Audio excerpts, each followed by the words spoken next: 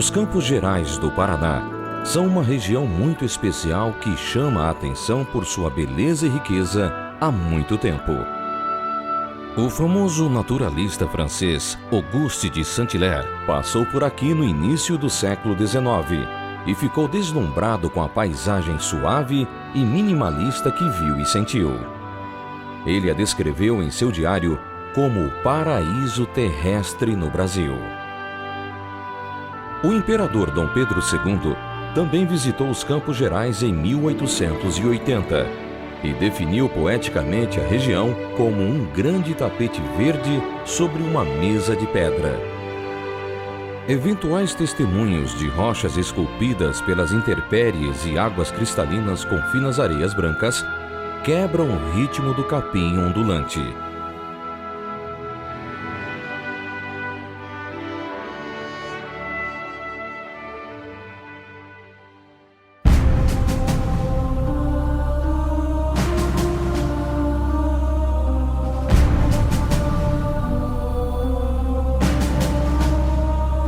A busca por ouro e diamantes foi um fator de importância para a descoberta deste território e está entre os primeiros motivos da ocupação pelos portugueses. Mais tarde, os Campos Gerais receberam influência do tropeirismo, movimento de animais trazidos do Rio Grande do Sul, com destino a Sorocaba, em São Paulo. Este pedaço do estado do Paraná apresenta um forte entrelaçamento entre beleza natural, conteúdo geológico, mineiro, paleontológico, arqueológico, histórico e cultural.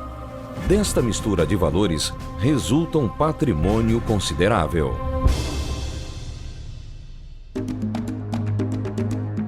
Os Campos Gerais se desenvolvem sobre uma imensa bacia sedimentar, uma enorme depressão que começou a ser preenchida por sedimentos há cerca de 450 milhões de anos, quando a América do Sul ainda era colada na África, formando um megacontinente chamado Gondwana.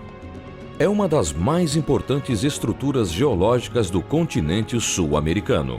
Então, quando essas rochas se formaram, foi um processo sedimentar de compactação de areias, teve uma influência glacial, uma influência marinha, é um ambiente, mas este acúmulo de areias proporcionou a formação de pacotes de rochas que hoje a gente chama de arenitos.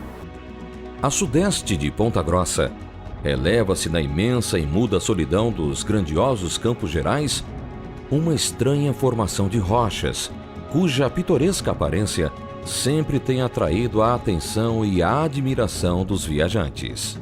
Esta formação é hoje o Parque Estadual de Vila Velha. Nós dizemos que aqui nós temos um relevo do tipo ruiniforme, porque as rochas ficam com um aspecto em ruínas, em que existe uma interação entre processos químicos e físicos que desgastam as rochas. A parte de cima resiste melhor, a parte de baixo é mais suscetível. Então você tem uma situação em que o relevo transmite a relação da rocha com as intempéries. No caso da taça, você tem na parte superior uma formação um pouco mais ferruginosa, que garante uma estabilidade maior, uma resistência maior ao tempo.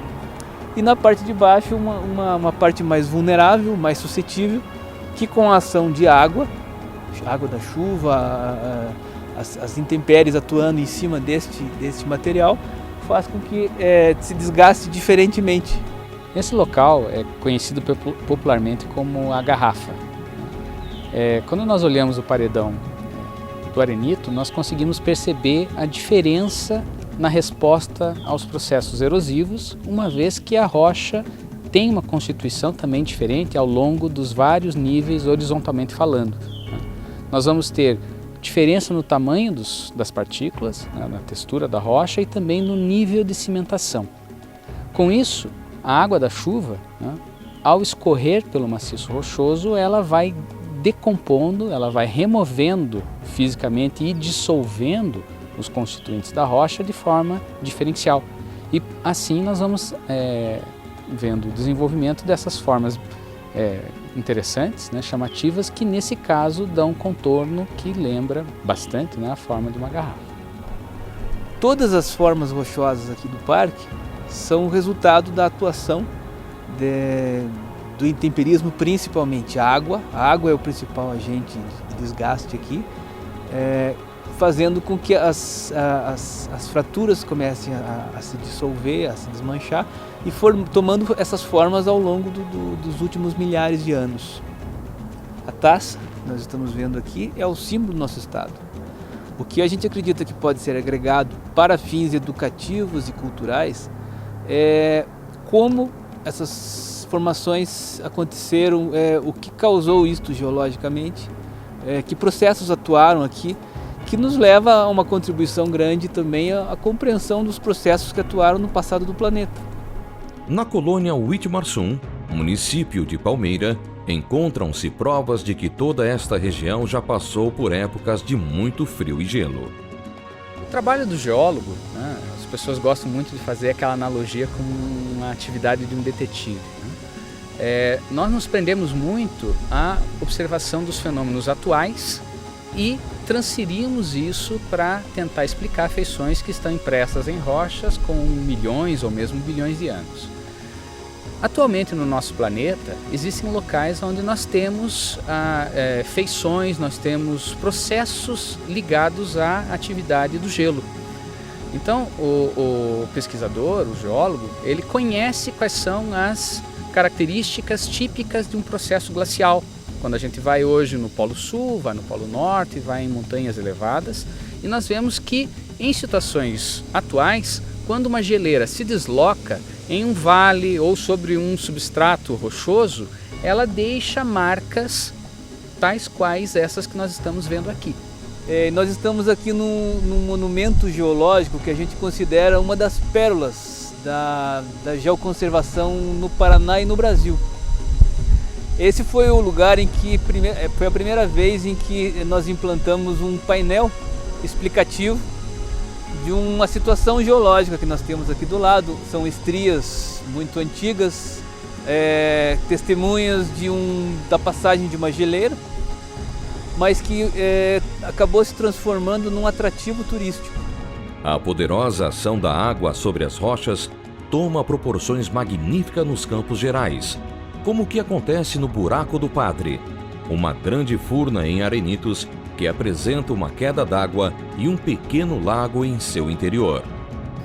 O Buraco do Padre é um geossítio que nós consideramos como a verdadeira joia da coroa do patrimônio geológico dos Campos Gerais. Sobre rochas que têm perto de 400 milhões de anos, desenvolveu-se uma estrutura no relevo peculiar, particular, originada pelo desgaste por ação da água que se infiltra nessas rochas e que leva à formação dessa cavidade que nós conhecemos como furna. O que eu acho bacana no Buraco do Padre é o seu potencial para visitação de crianças. Eu acho interessante que nesse local acontecem muitas visitas de escolas, pessoal que faz acampamento com crianças. Isso é muito importante no sentido de criar uma cultura de se educar as pessoas em relação à natureza. Este patrimônio geológico, além de todos os seus valores de estética, de raridade geológica, ele tem um valor muito precioso, que é o de servir como educação de processos naturais para as crianças de uma maneira bem informal, de uma maneira bem simples. É o que a gente vem acompanhando já há algum tempo aqui. Entre os municípios de Castro e Tibagi, desenvolve-se uma garganta por mais de 30 quilômetros escavada pelo rio Iapó e que em alguns pontos apresenta até 450 metros de desnível. É o Cânion do Guartelá. Atualmente parte de uma unidade de conservação, o Parque Estadual do Guartelá. Tibagi é um município muito rico em belezas e recursos naturais e também muito rico no patrimônio geológico. Essa riqueza no patrimônio geológico e da sua beleza fez com que fosse criado aqui no Paraná, em situação pioneira, um roteiro geoturístico de Tibagi. Esse projeto é uma parceria entre a UEPG, entre a Prefeitura de Tibagi e a Mineropar. Um mapa geoturístico desenvolvido para o município é único no gênero e exemplo nacional de como a geologia e a geografia podem ser um atrativo turístico.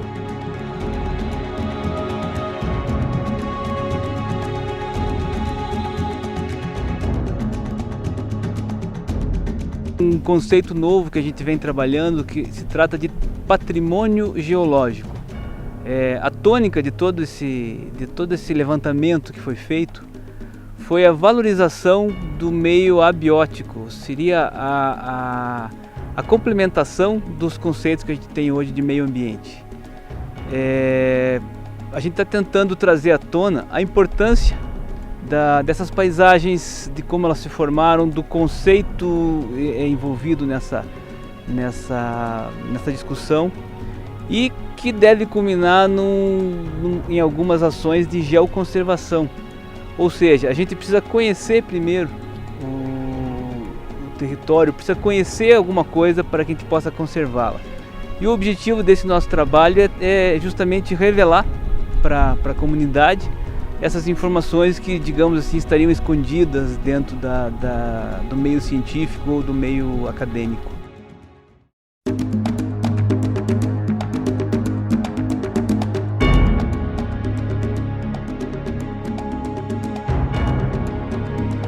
Possivelmente os diamantes de Tibagi foram a segunda descoberta no Brasil. As histórias e o folclore que rodeiam o diamante por aqui são um precioso tema que constrói a cultura tibagiana e reflete a história de mineração do Brasil. Muito pouco, mais foi sofrimento que diamante.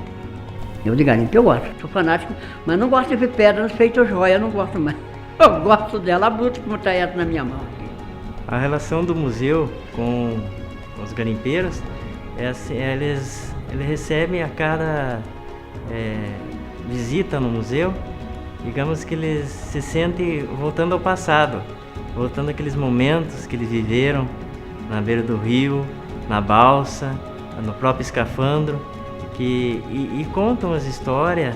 Além das histórias de garimpo, aventuras e enriquecimento com a sorte grande, o diamante de Tibagi é considerado um grande enigma para a ciência brasileira. De onde teria vindo este diamante? O diamante é o mineral mais especial que nós conhecemos. O diamante, ele se forma nas profundezas. Diamantes são formados no manto da Terra e são trazidos aqui para cima por um vulcanismo muito especial e formam uma rocha chamada Kimberlito. Em Tibagi, o problema geológico é uma polêmica, a origem desse diamante, porque não são encontrados nenhum indício de kimberlitos. Normalmente em outros locais se tem o diamante com alguns minerais que indicam a presença dessa rocha, desse vulcanismo que aconteceu. A teoria mais aceita em relação à origem desse diamante do Tibagi é de que ele tenha sido trazido numa época em que a América do Sul estava colada com a África. Então, a origem desse diamante é a mesma de alguns diamantes africanos. E depois disso, depois que ele foi trazido para a superfície, teve uma glaciação, e essa glaciação, esse gelo empurrou esse material, arrastou esse material por centenas, milhares de quilômetros, e houve um espalhamento na natureza, e hoje o diamante é encontrado somente em rios aqui no Paraná, e é concentrado nos rios pela ação da água. Mas se encontra somente o diamante, não se encontra sinais da rocha que lhe deu origem.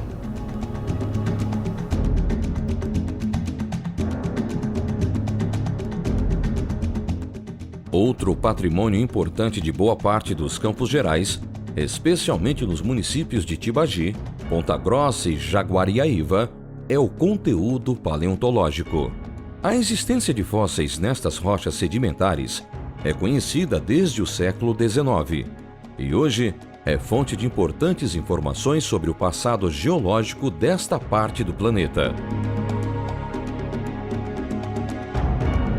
E a fossilização ela ela vai de encontro ao processo natural de necrólise, né? Você tem a tendência de todo organismo é retornar à biosfera, né?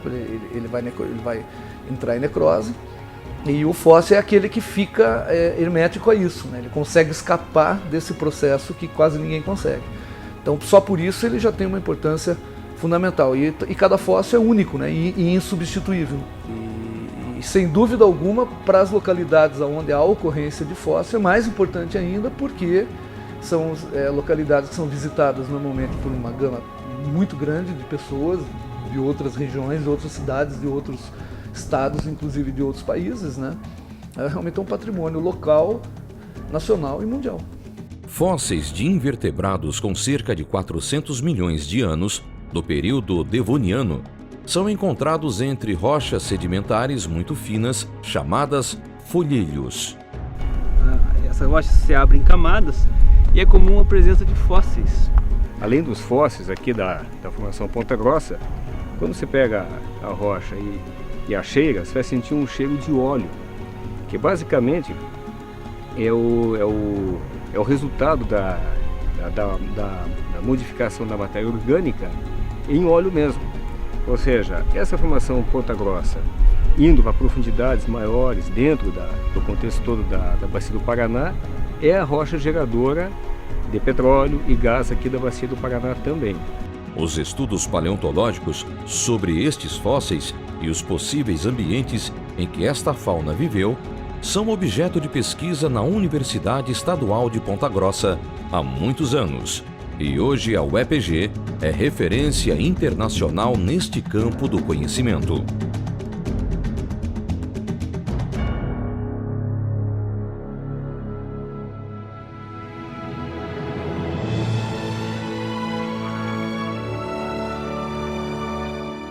Reconhecido desde os tempos mais remotos pelos primeiros seres humanos a caminharem por aqui, os Campos Gerais são um patrimônio valioso para o aprendizado sobre a Terra e sua história.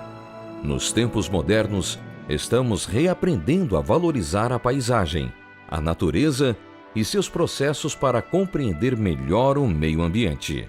A Universidade Estadual de Ponta Grossa, em parceria com outras instituições, vem fazendo um esforço muito grande para conhecer e difundir o conhecimento sobre este conjunto, valorizando patrimônios muitas vezes esquecidos ou desconhecidos.